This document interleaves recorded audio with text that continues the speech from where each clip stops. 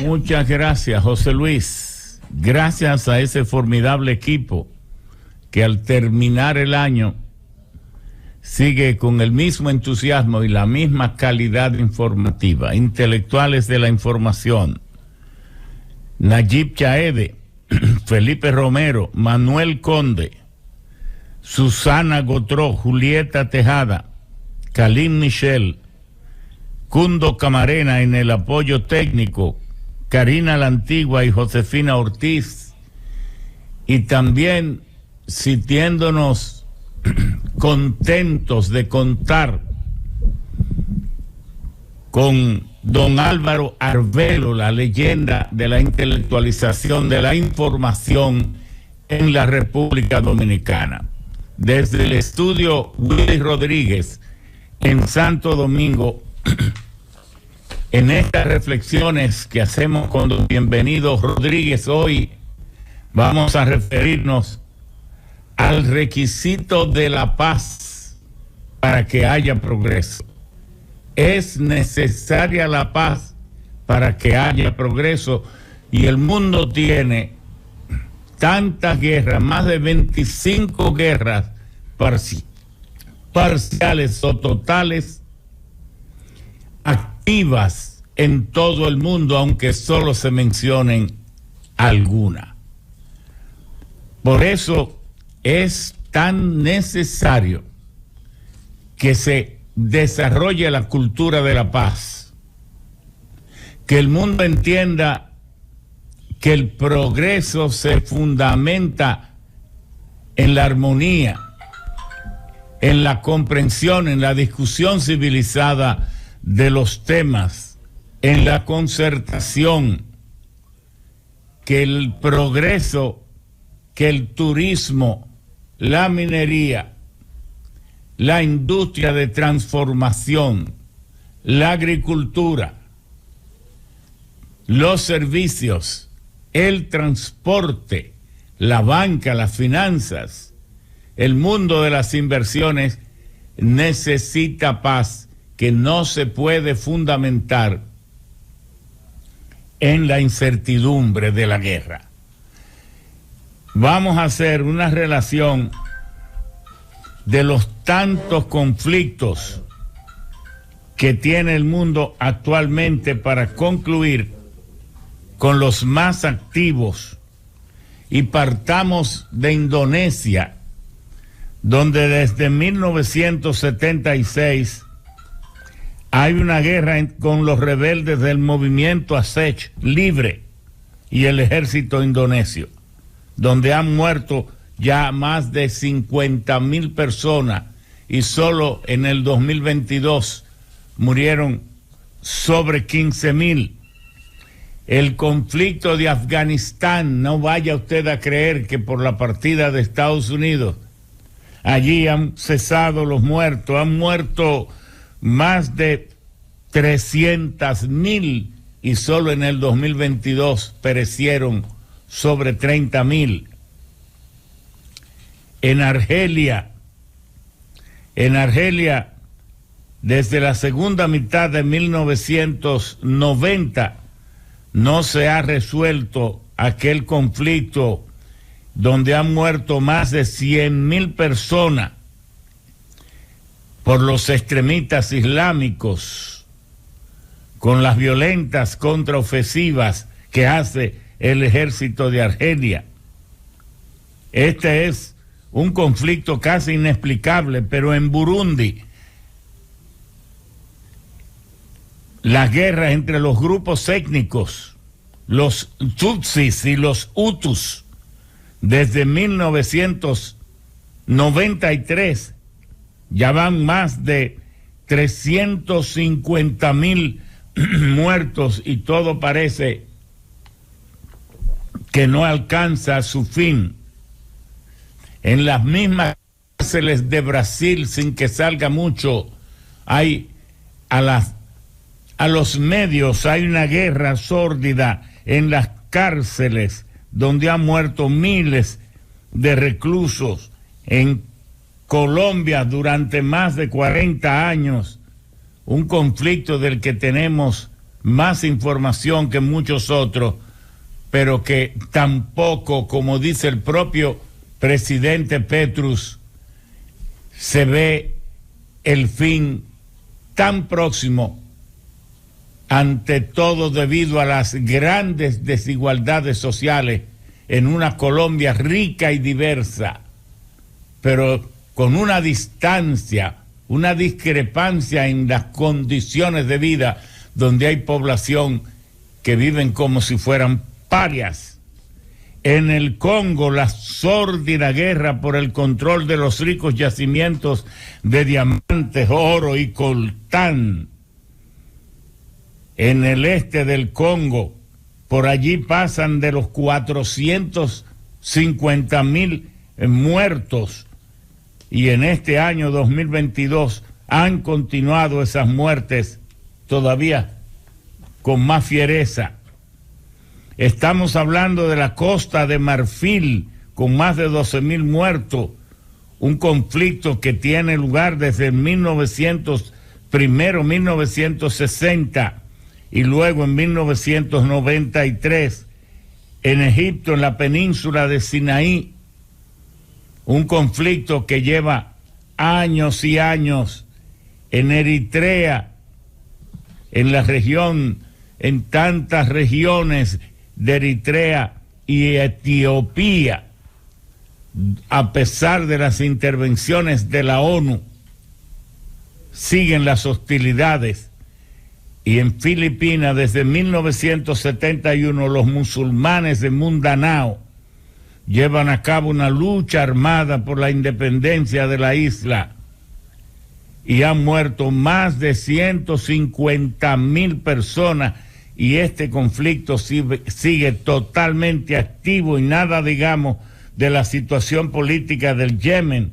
donde varias naciones árabes alimentan esas guerras entre secciones del mismo Islam, donde han muerto cientos de miles de ciudadanos, sobre todo civiles. El conflicto entre Israel y Palestina desde 1948, pero sigue tan campante, tan activo, en una guerra entre las religiones por los mismos espacios vitales donde estuvo el templo de Salomón, allí después del año 70 después de Cristo, cuando fue destruido el templo, del cual solo queda el muro de las lamentaciones. Allí luego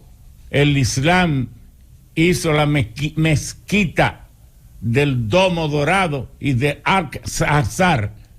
mezquitas donde se reúnen millones de fieles del Islam, y como si el judaísmo dice que Cristo volverá su Mesías cuando se reunifique el tercer templo, cuando se erija de nuevo, pero el territorio para construirlo está ocupado por las mezquitas del Islam. ¿Cómo resolver este conflicto si esas mezquitas son para el Islam tan sagradas como el templo de Salomón para el judaísmo? Estos son los conflictos fundamentales en los que hay que trabajar para tener la paz. En Libia, desde el 2014, no cesan los muertos por miles desde la desaparición de Gaddafi, el conflicto de Cachemira entre Pakistán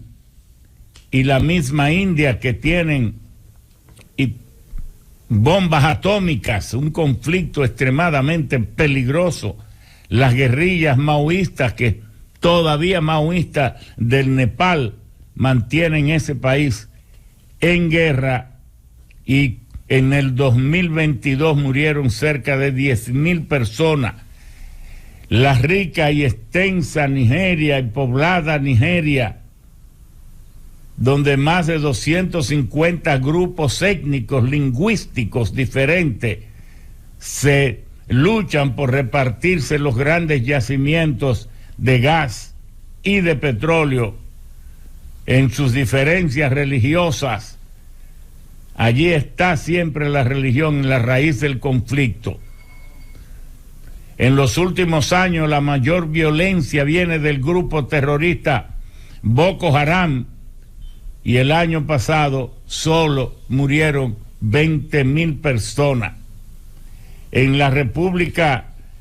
Centroamericana, al igual que en Somalia, abundan los conflictos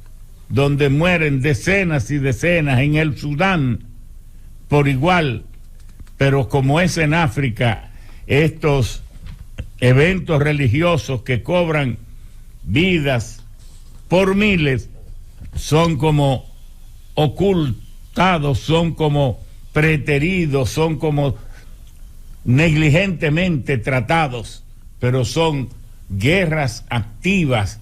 Pero ¿dónde dejar la guerra que no ha sido listada de Haití? Haití está en una guerra, bandas militares matándose. La primera víctima es la institucionalidad. La segunda víctima es la verdad, porque viven los grupos oligárquicos, apoyan estas guerras, y por eso Canadá y Estados Unidos están sancionando a personajes oligárquicos que controlan la economía, muchos de los cuales están residiendo aquí en República Dominicana. Y ahora se recrudece el conflicto entre China y Taiwán, cuando Estados Unidos, cuando Henry Kissinger preparó aquella visita de Nixon en 1973 a China a pasearse por las playas de Shanghái. Nixon, agarrado de mano con Mao Zedong, empezó a prepararse el escenario para sacar a Taiwán de las Naciones Unidas, que ocupaba a nombre de la China eterna, la China milenaria. Y en 1979, cuando el presidente Jimmy Carter visitó a China, se formalizaron esas relaciones diplomáticas Estados Unidos-China, y Estados Unidos instó a todas las naciones del mundo a que aceptaran a China en los organismos fundamentales del mundo, y le firmó a China documentos aceptando que Taiwán es parte integral de China. Hoy Estados Unidos, después de haber sacado a Taiwán de las Naciones Unidas, prefiere mantener relaciones en el área más peligrosa, que es en el área militar, vendiéndole armas e incluyendo incluso en su presupuesto de defensa partidas respecto de Taiwán para asistir a Taiwán. Y China ha reaccionado desde el domingo a ayer lunes y ha enviado 71 aviones y 7 buques con una demostración de fuerza impresionante en 24 horas. Este conflicto es demasiado peligroso y no debe ser ignorado, sino mantenido en la mira para analizarlo, porque es un conflicto que puede desembocar en algo parecido a Ucrania, donde parece que se avistan salidas. Evidentemente, casi cumpliendo un año, este conflicto debe tener fin, porque ha arrodillado la economía del mundo, porque ha empeorado una economía que venía recuperándose de la pandemia, que había visto quebrarse la cadena de suministro, que había triplicado y cuadruplicado los costos del transporte marítimo,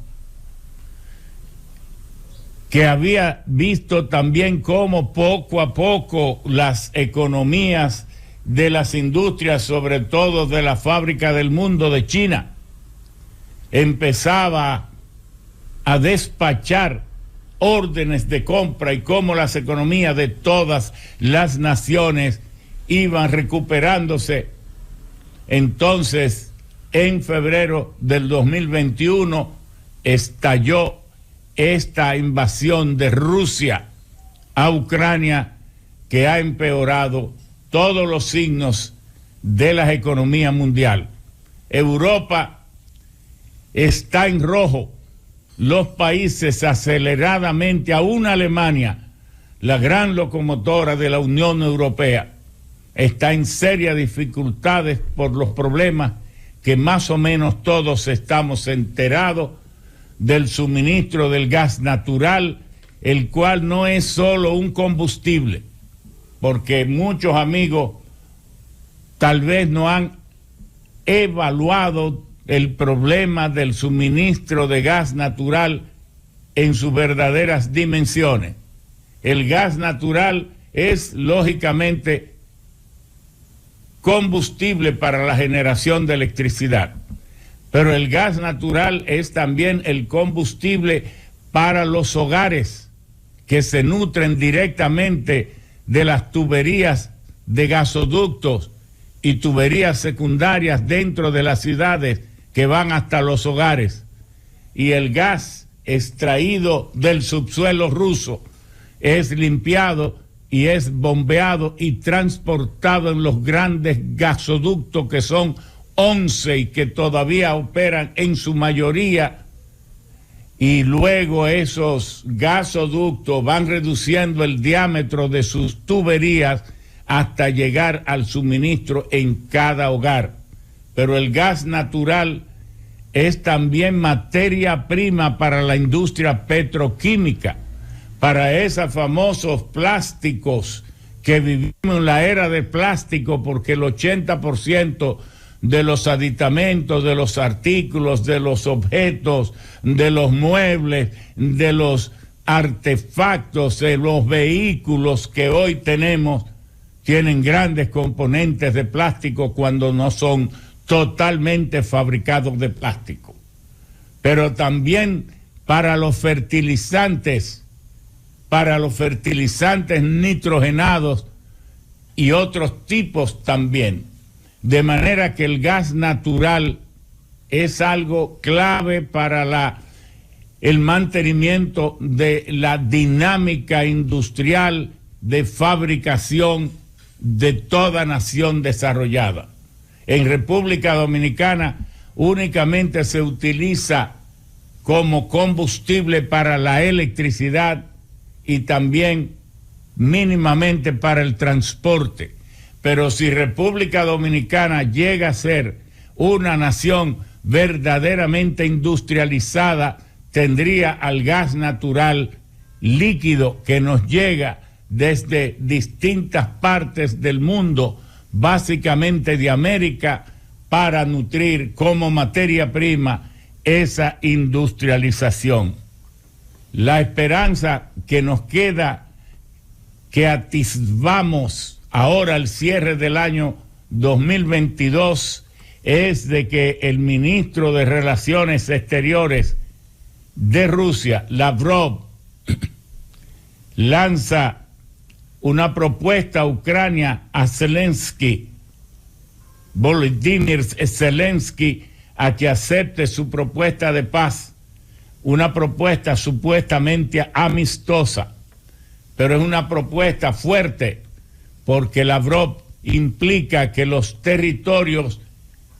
del este de Ucrania, de Donetsk, de Luhansk, de Lugansk, de Gerson y de Zaporizhia serían mantenidos como parte integral de Rusia, porque supuestamente ya allí se celebraron plebiscitos o referéndum anexionistas que fueron votados favorablemente en un 97%, lo que quiere decir que ya una parte fundamental de Ucrania, 130 a 120 mil kilómetros cuadrados de los 602 mil kilómetros, permanecería como parte de Rusia. A ver qué dice Ucrania y dice sobre todo la OTAN de esta propuesta, pero también que Ucrania tiene que dejar de ser una amenaza para la estabilidad y para la tranquilidad de Rusia. Por otra parte, le dice el Lavrov que simplemente si esta propuesta no es aceptada, pues que el ejército ruso hará lo que tenga que hacer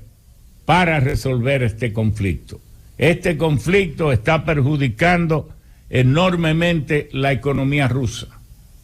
Este conflicto, aunque haya encontrado forma de seguir operando, la economía rusa no se beneficia como ningún país se beneficia de una guerra. Y una guerra que si fuera solo frente a Ucrania sería una cosa, pero es frente al mundo occidental que ha tenido en esta guerra un motivo para enfrentar a Oriente, porque no solo enfrenta a Rusia tratando de acorralarla, tratando de debilitarla por ser la nación más extensa territorialmente del mundo, 17 millones de kilómetros cuadrados, una vez y 2/3 el territorio de Canadá, una vez y 2/3 el territorio de Rusia, de China, y una vez y tal vez 7/8, 6/8 el tamaño de Estados Unidos. En otras palabras, Rusia es un territorio inmenso que no hay que dudar que muchas potencias hayan querido fracturar, y es a lo que Rusia se opone, y sobre todo Putin. Concluyendo, este conflicto que ha puesto las economías de todas las naciones ricas y pobres a tambalear, este conflicto que tiene las inversiones paralizadas, que hace que muchas de las empresas, miles, ya se han ido más de 3.000 empresas, huyan de Europa hacia otros lugares, hacia Estados Unidos. Este conflicto que va a hacer que de ahora en adelante, si triunfa la posición de cercenar el suministro de gas ruso a Europa, entonces Europa va a tener que depender de un gas licuado que se le envía desde 16.000 kilómetros de Qatar, desde otros tantos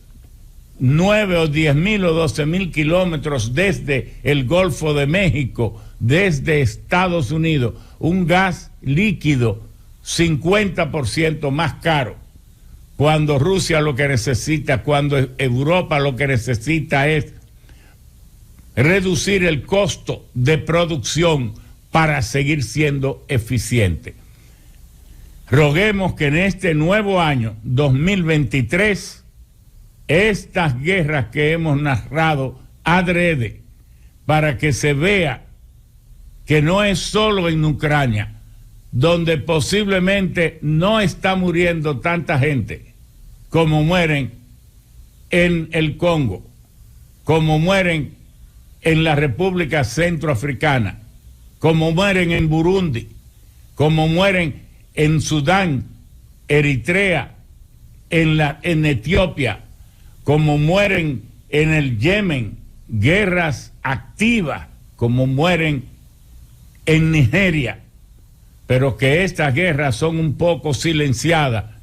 porque lo que estamos viendo son guerras estratégicas para aumentar los presupuestos militares del mundo. Imagínense, Estados Unidos ya anda por los 900.000 millones de dólares en gastos militares en un solo año. 900.000 millones, con lo que se desarrollaría probablemente toda América Latina. Pero además, el mundo ha visto cómo China, por no haberse involucrado hasta ahora en ningún conflicto de guerra tras 1949, cuando triunfó la revolución de Mao Zedong, dedicada al trabajo productivo, en 40 años se ha convertido en casi la nación líder de la economía, peleando el primer lugar con Estados Unidos. ¿Y por qué tal vez lo ha logrado? Porque ha reinado la paz, porque no ha tenido tantos gastos militares, porque si es cierto que la guerra, la industria de la guerra se activa con estos conflictos mundiales, no es menos cierto que el ser humano, la vida del ser humano, tiene que seguir siendo el centro, la presea, el lingote de oro más valioso es el ser humano. Debe seguir siendo el ser humano si es cierto que vivimos en una sociedad de entes racionales, pero sobre todo en estos tiempos de la sociedad del conocimiento, en estos tiempos en que hemos colocado el telescopio espacial James Webb a 1.300 kilómetros de distancia de la Tierra, y que empezamos a recibir miles y miles de fotografías de cómo fue el fenómeno tras el Big Bang hace supuestamente 4.454 miles de millones de años. No es posible que tengamos una exhibición de alta tecnología como las que tenemos, aspirando a llegar a Marte, escrutando con sondas los misterios de Júpiter y de sus lunas, de Saturno, y que entonces nos estemos matando y teniendo al ser humano como en una carnicería permanente para satisfacer centros hegemónicos de poder que se benefician de las guerras. La Z101 hace un llamado a la paz, porque la paz es el prerequisito para el desarrollo, para salir de la pobreza y para entonces dedicarnos a cuidar con esmero el medio ambiente, nuestra tierra, nuestra atmósfera, ahora amenazada por un alza de temperatura promedio de 1.5 grados centígrados. Que reine la paz en este 2023. Muchas gracias.